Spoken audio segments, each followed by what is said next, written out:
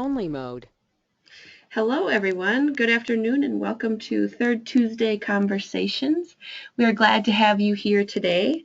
My name is Elizabeth Pedersen. I am on the 3TC team, but you haven't gotten to hear from me before. I am filling in for our dear host, Danica, who is sick today. So say a little prayer for her.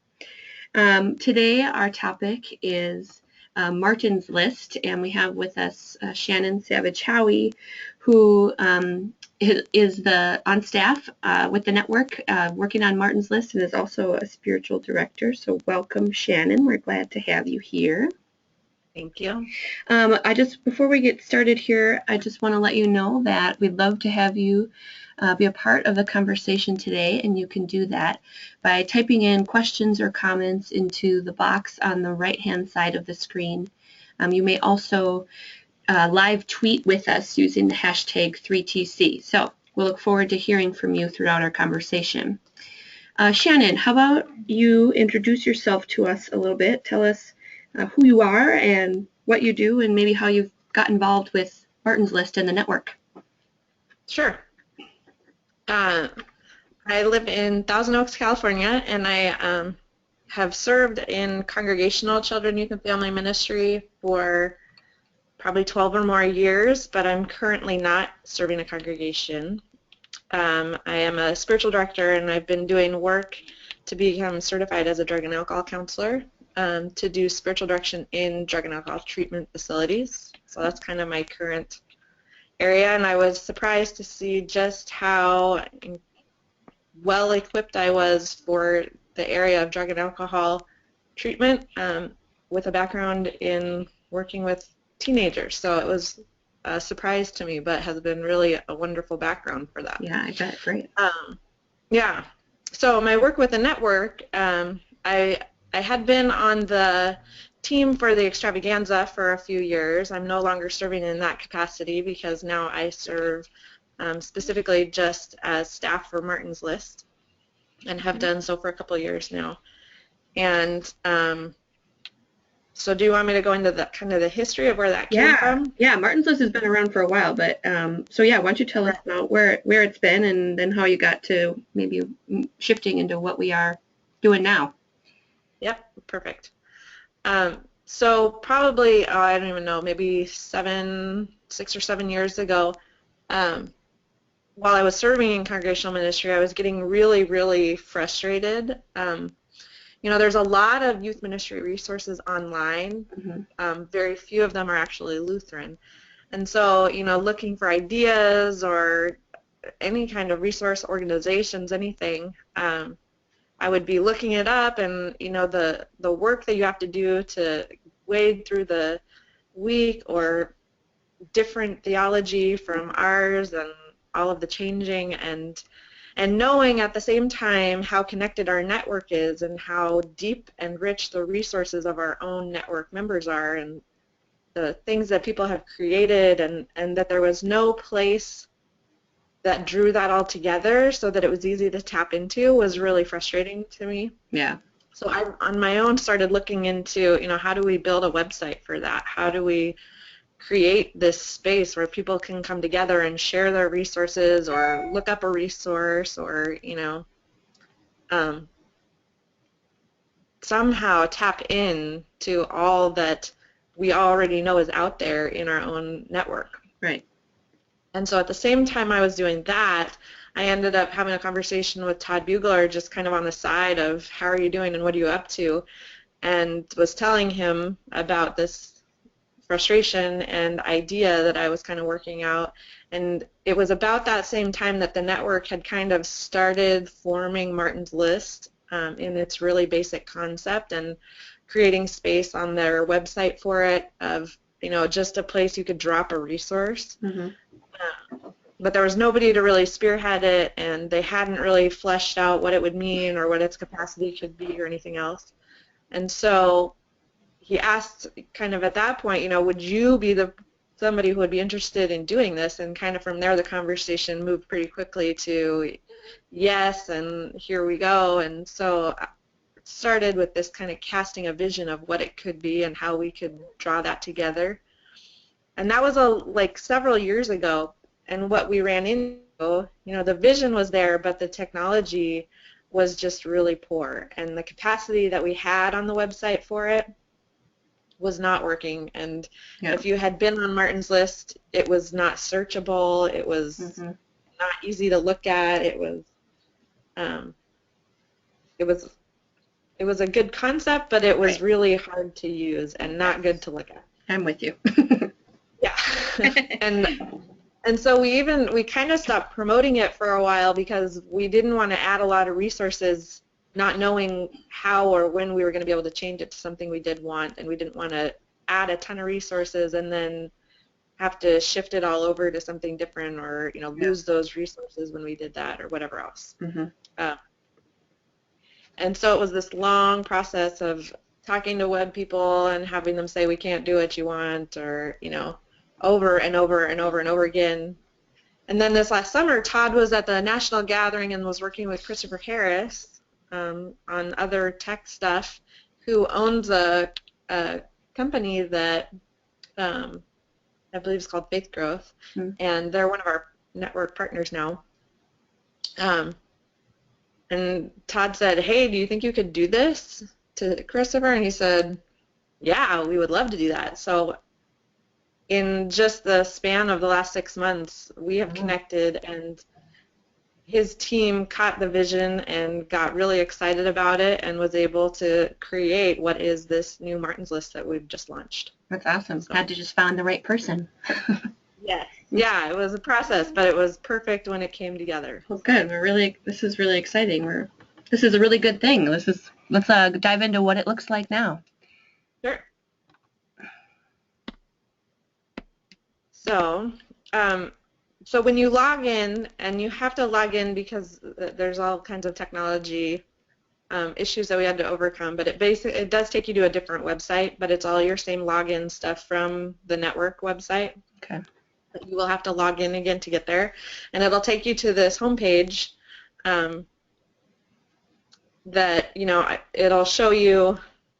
You can see it shows you what's been added most recently, what's newest, what's trending, and so you have the capacity to, similar to on Facebook when you can like something, you can, in the spirit of Martin Luther, nail something to your own wall that you've liked, and so there's a little nail there, and if you click on it, it's kind of like liking it on Facebook, but it also kind of saves it in your own profile so that you can easily get back to it and access what you have found. Oh, nice. So that's what happens when you nail it. It will go to your profile. Yep, it goes to your profile, and it also, in the trending, the more people who nail that, it moves it up the list.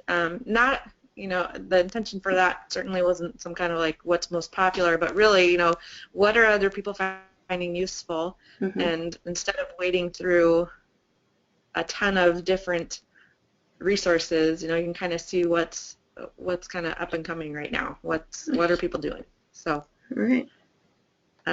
So then you can see, from the drop-down menus on the top, you can go to trending, and it'll show you more specifically just what is in the trending. And from there, you can see,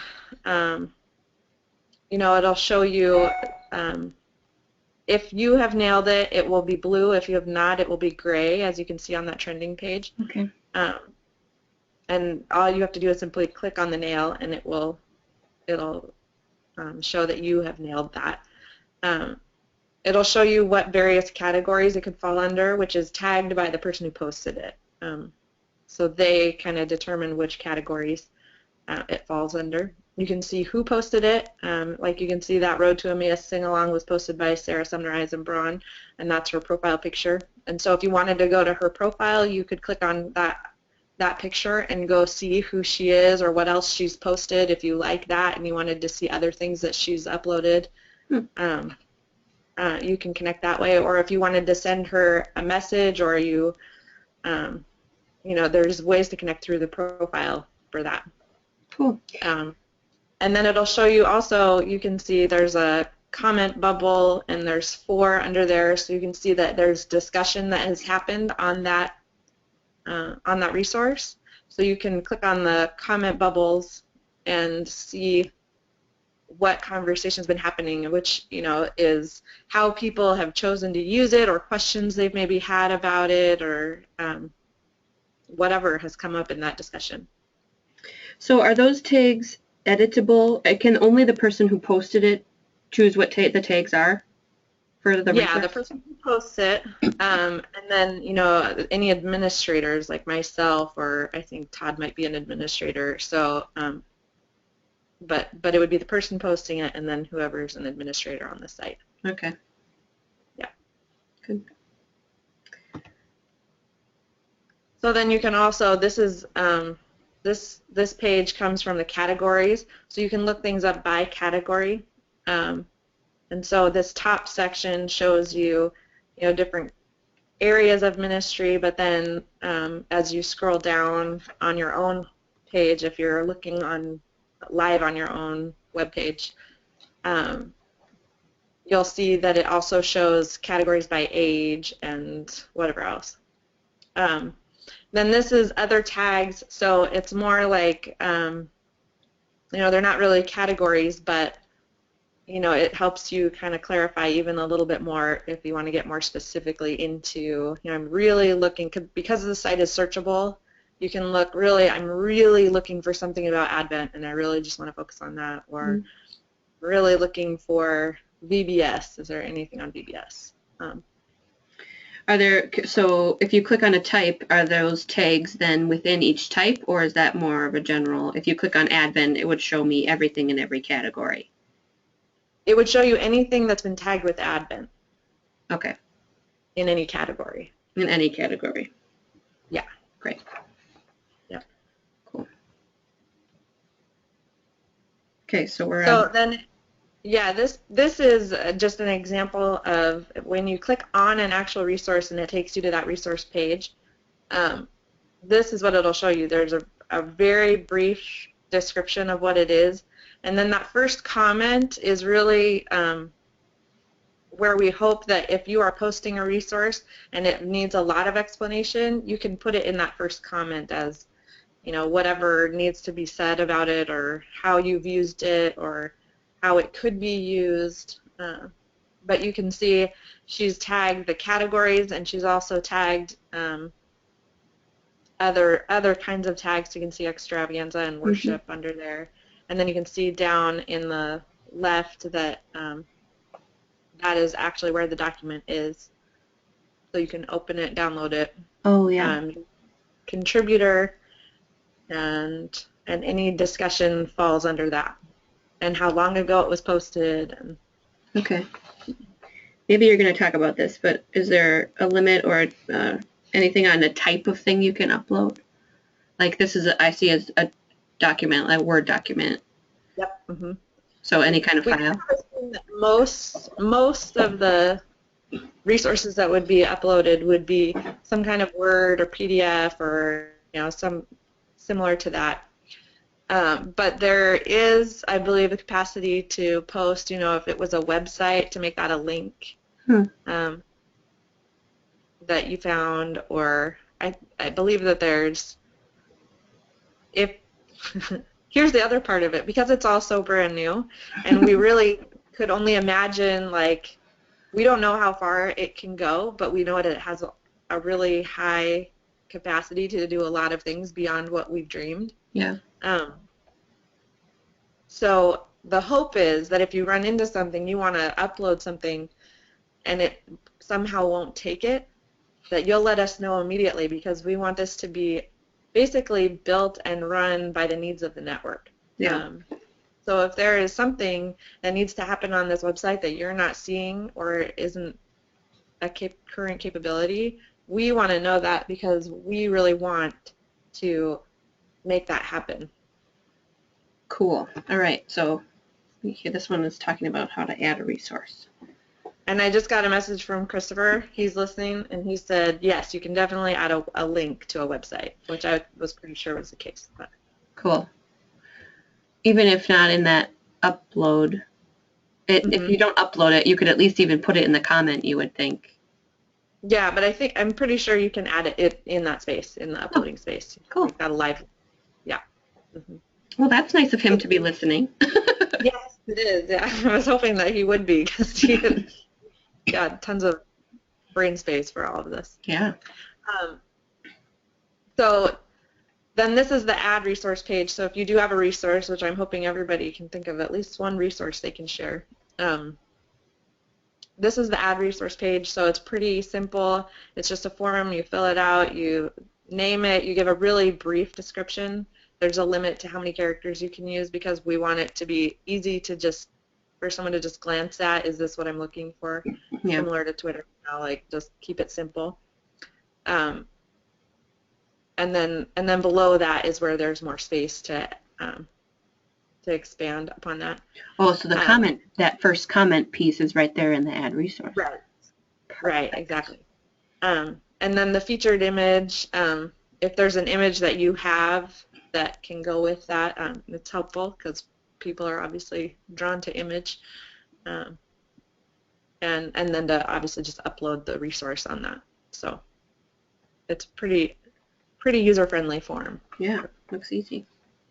Yeah. All right. And then we're also hoping, obviously this is my profile, that everyone will go in and build their profile page. It's really simple. It's not an elaborate thing by any means, but it is a way for people to connect. And so just a simple, who are you, job title, where do you live, and you can choose how much of that information you actually want on there. But this is only accessible to network members also, so somebody can't just go on there and find you. They have to be a member of the network to have access to this. But you can see it has a link to my own Twitter and my own Facebook page. So if somebody wanted to contact me or connect with me in a different venue online, those are accessible. And then it will show you, again, what resources I have liked and also which ones I've uploaded. So if you wanted to see, okay, so Shannon's a spiritual director, has she uploaded anything that would be helpful for prayer, Yeah. Is there so you mentioned this a little bit, but I don't know if I got it right. So is there like a direct message feature like within profile or how? There's not. Okay. But you can. It's probably better anyway if you have a question about a resource. It'd be better to comment on the resource itself, just so other people can benefit from that and as well. Think, let me double check this while I'm talking. I have my mom brain going on these days. So You're doing great. Trying to pull on everything I can out of my head. When you create your profile, there's a lot of different options, and you can add if you have a website, you can add your email address onto your profile so people can contact you directly that way. Okay. It won't be visible or made public. So I guess they can't really contact you through your email, but they can contact you through those other avenues if you put your Facebook or your Twitter on there, or if you did upload. I don't know. I mean, it's not really meant so that you can, kind of get everybody's email addresses or anything. Certainly. We didn't want it to have that capacity. Right. Just for the sake of people not being inundated by anything they didn't want to be. So I wonder if I upload a curriculum piece and somebody has a question about it, and they can post a comment on it in MartinsList, then do I get a notification of that somebody commented? I don't think that you do. I don't think you get one, but you can always go back to your resources and look at them, and you'll see. Okay. That's a great question. Christopher says, not at this time, we are working on it. So. Got it. So glad he's listening. Yeah. Well, he's got all the technical answers. Perfect. Thank you, Christopher. Okay. Yes. Okay, so this says instructions. Yes. So on the instruction page. So if you're still not sure, like not getting like how does this work, what are we supposed to do, the instructions page has videos that walk you through the whole website and take you through everything and explain every single thing on those. So if you're still wondering how do we do this, how do we access things, how does it work, that whole section is on this website, and you can go to that and follow along and get more information. Okay. Maybe why don't you talk a little bit about like what you envision for who posts stuff? Because I can imagine, it being maybe a hard thing for some people to feel like, well, I don't know if this is, worth it for other people, if they'll like really care about this, or you know what I mean? Right. Yep, exactly. So anything that you've created, I spent a lot of time at one of the congregations. I started putting together an adult volunteer policy, and those are the kind of thing that if you don't have to create it on your own, or you can, take sections from somebody else's that you don't have to like sit and slave over forever, are so helpful. So even if maybe the whole document that you have created isn't going to be helpful in its entirety, Mm-hmm. there may be pieces of it that will be extremely helpful to people. So policies, forms that you've created, I mean, I don't know how many times I've hated creating a form, Mm-hmm.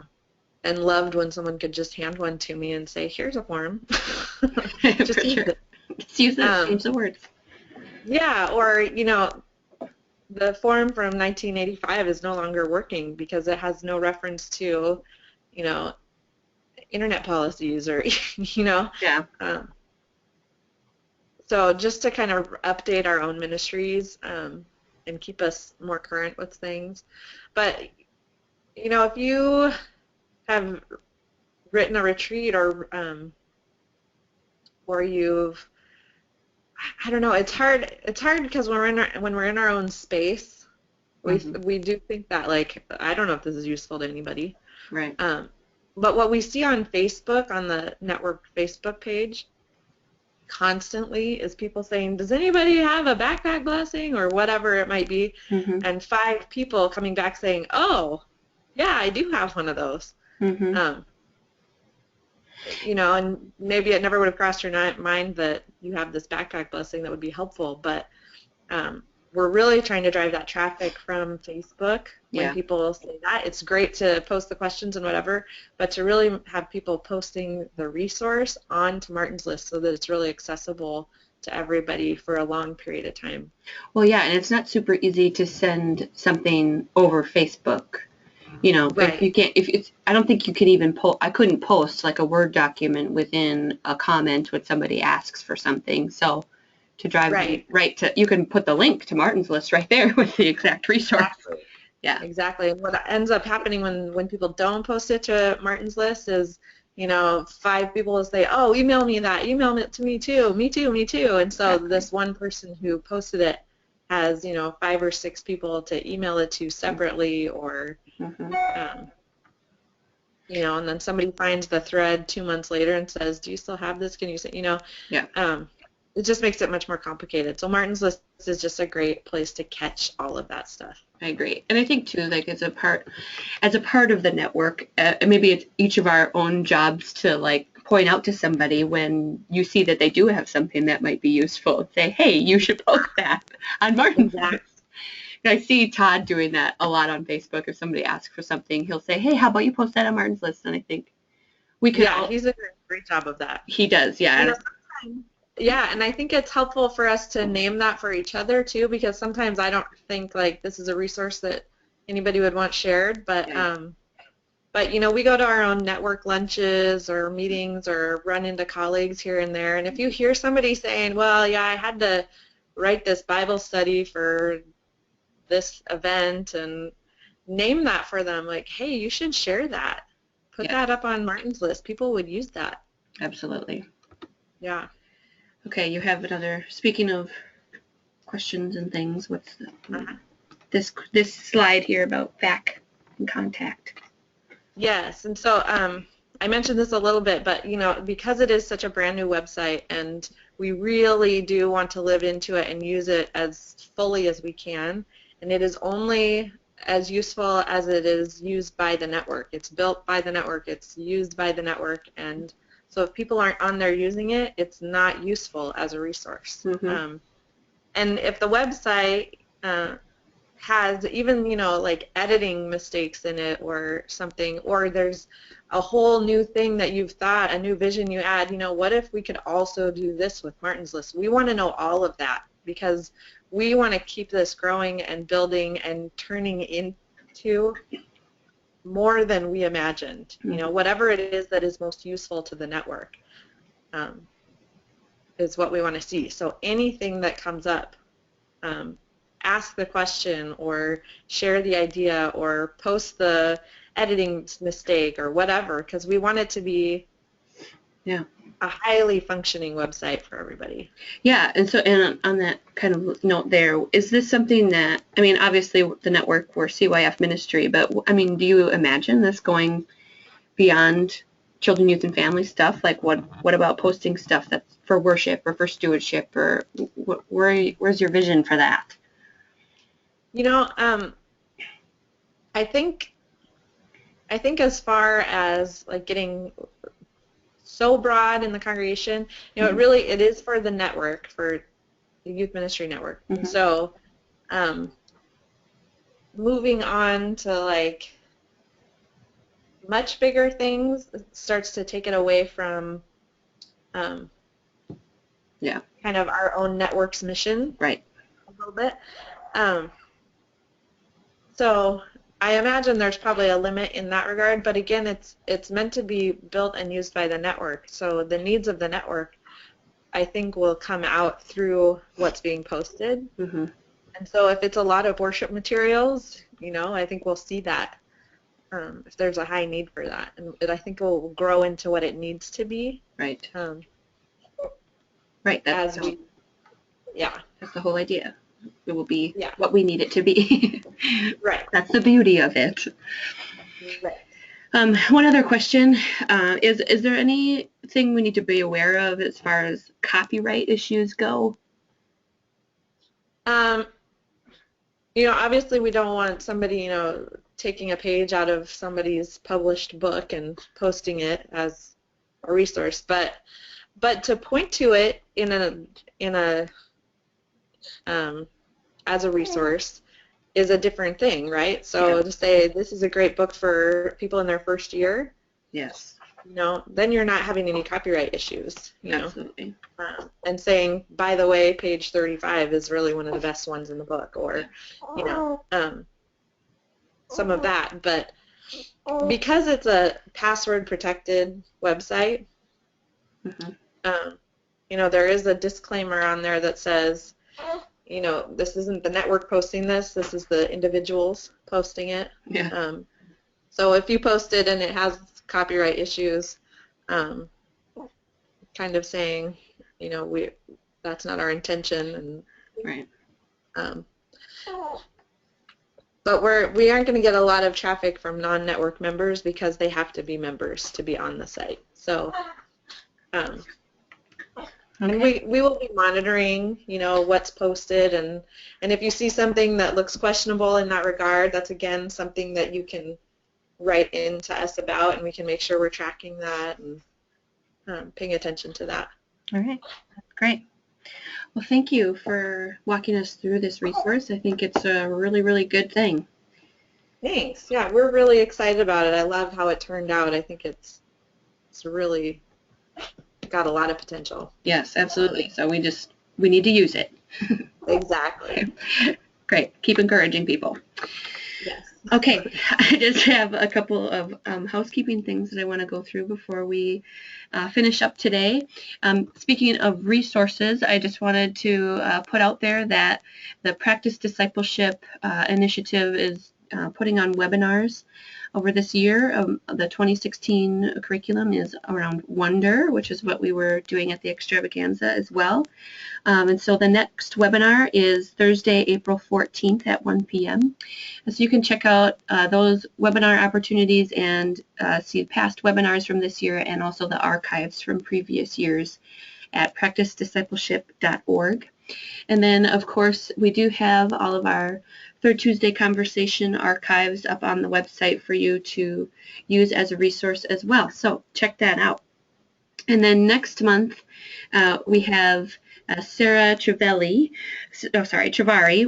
with us, and she is certified Daring Way Facilitator Consultant. Okay, and so that means she has studied Dr. Brene Brown's work, and so we're really excited to have her with us to talk about the things that Brene Brown is working on. If you aren't familiar with Brene Brown, you should check her out. So that will be April 19th. That's all I have for you today. Thank you so much for joining us, and we'll see you next month. Bye.